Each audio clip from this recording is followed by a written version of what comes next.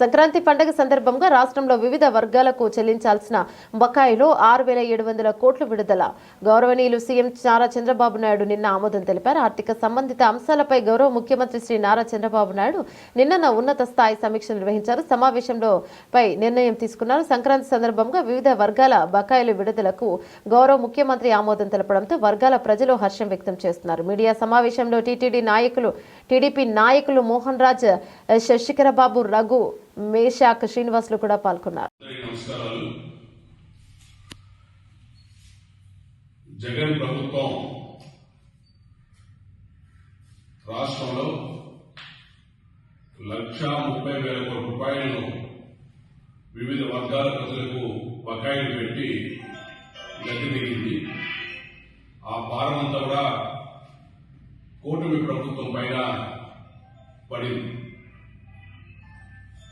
మరి నిన్న గౌరవ ముఖ్యమంత్రి గారు ఆర్థిక శాఖ ఉన్నతాధికారులతో సమావేశం నిర్వహించి రాష్ట్రంలో ఉన్నటువంటి బకాయిల చెల్లింపు గురించి, ఆర్థిక పరిస్థితి గురించి కూడా చర్చించిన తర్వాత సంక్రాంతి పండుగ సందర్భంగా వివిధ వర్గాలకు ఇవ్వాల్సినటువంటి బకాయిల్లో కొంతమేరకు విడుదల చేయాలని చెప్పి నిర్ణయం తీసుకోవడం, మరి ఆ నిర్ణయం ప్రకారం వివిధ వర్గాల ప్రజల బకాయిలకు గాను 6,700 కోట్ల రూపాయలను విడుదల చేయడానికి గౌరవ ముఖ్యమంత్రి గారు నిర్ణయం తీసుకోవడం జరిగింది.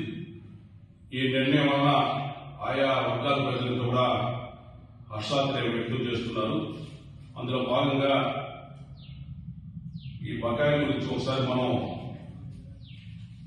చూస్తే, ఉద్యోగుల జీపీఎఫ్ కు 519 కోట్లు, పోలీసులకు ఒక విడత సరెండర్ లీవ్ బకాయిలకు గాను 214 కోట్లు, సిపిఎస్ బకాయిలకు 300 కోట్లు, టీడీఎస్ బకాయిలకు 265 కోట్లు, 6.5 లక్షల మంది విద్యార్థులకు ఫీజు రీయింబర్స్మెంట్ గాను 788 కోట్లు, 10 లక్షల లోపు బిల్లుల నుండి చిన్న కాంట్రాక్టర్లకు ఆ బకాయి చెల్లింపు గాను 586 కోట్లు, అమరావతి రైతులు, అదేవిధంగా గన్నవరం ఎయిర్పోర్టు భూములు ఇచ్చిన రైతుల యొక్క కౌలు బకాయిలు 241 కోట్లు, విద్యుత్ శాఖలో డిస్కంల బకాయిలకు 500 కోట్లు, అదేవిధంగా కేంద్ర ప్రభుత్వ ప్రాయోజిక పథకాలకు ఇవ్వాల్సినటువంటి బకాయిల్లో 627 కోట్లు, ఎన్టీఆర్ వైద్య సేవ ట్రస్ట్ కు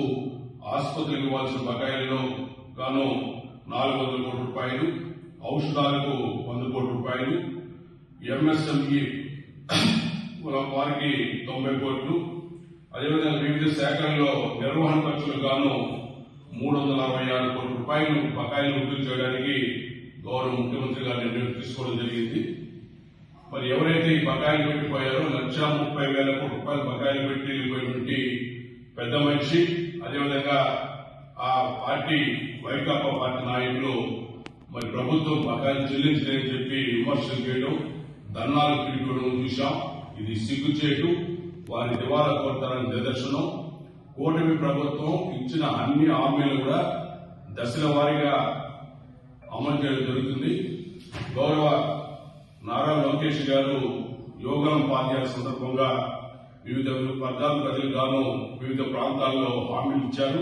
అవన్నీ కూడా ఈ 5 సంవత్సరాల లోపల ప్రాధాన్యత పరంగా హామీలన్నీ కూడా నెరవేర్చడం జరుగుతుంది.